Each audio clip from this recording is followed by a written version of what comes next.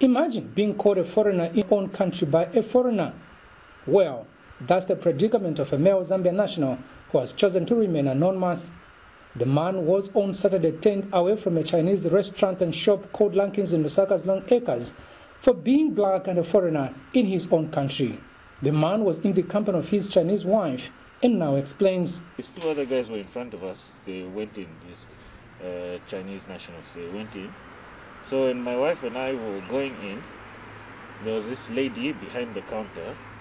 She was shouting something, she was yelling something.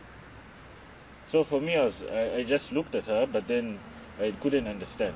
So I walked in again. Then she repeated the same phrase.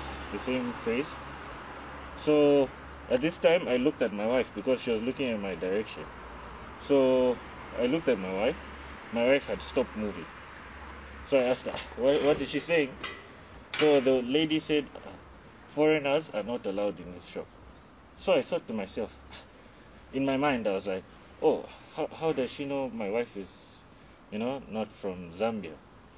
Then my wife said, oh, she means you are not allowed in the shop. That's when I was confused. Foreigner? I am the foreigner in this situation. So she said, then my wife asked the lady, what do you mean? She said, oh no, the Chinese can come inside. You have to wait outside. You can't come inside.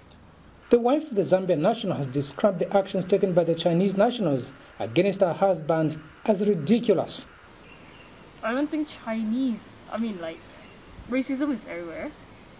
But then, in this situation, it's just a little bit unusual, How can you ask, how do I put it? How can you say that foreigner cannot come in when they are in a foreign country? It's ridiculous. They are not supposed to behave like that. I asked the couple to accompany me to the said restaurant and shop so that I can independently verify the allegations leveled against the Chinese business firm. In the shop, there was only one female Chinese national at the counter and busy on her phone.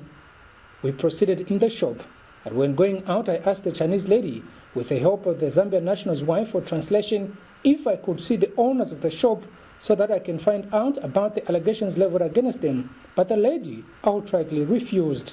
When she refused, I asked her whether it's true or not that they turn away blacks in their shop. In her response, the Chinese national explained that this decision has been arrived at in view of the coronavirus, but denied turning away any black person, a contradiction.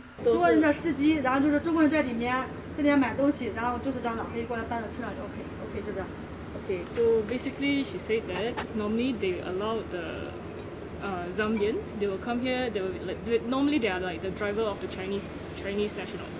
So the Chinese national will come and buy stuff, the Zambian driver will be waiting outside, then they will be carrying the stock from here to the car, not to go inside.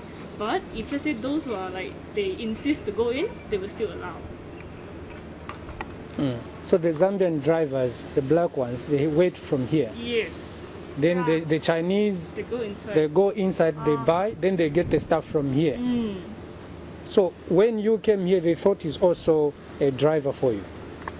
Is that what they thought? But the one yesterday is not this one. Simply put, the Chinese are saying blacks transmit the coronavirus. How painful can that be? That's simply an insult.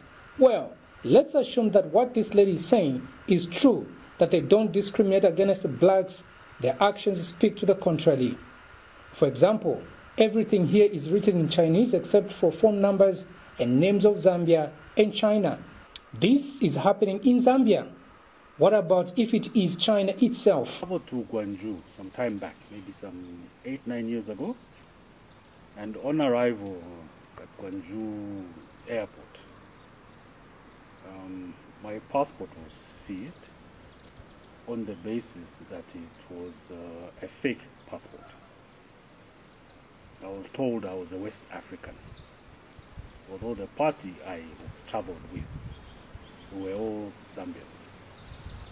So I was detained at the airport overnight. No explanation, just told you are going back. It's becoming more prevalent here. It's not even that side, and we're looking at where is the political will to protect us in our own country.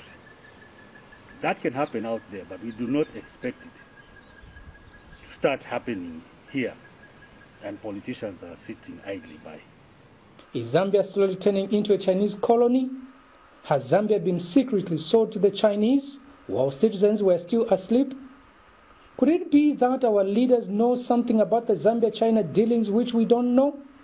Can a Zambian behave like this in China? This is quite strange, and strange indeed. Kalan Muchima reporting for Move TV News in Lusaka.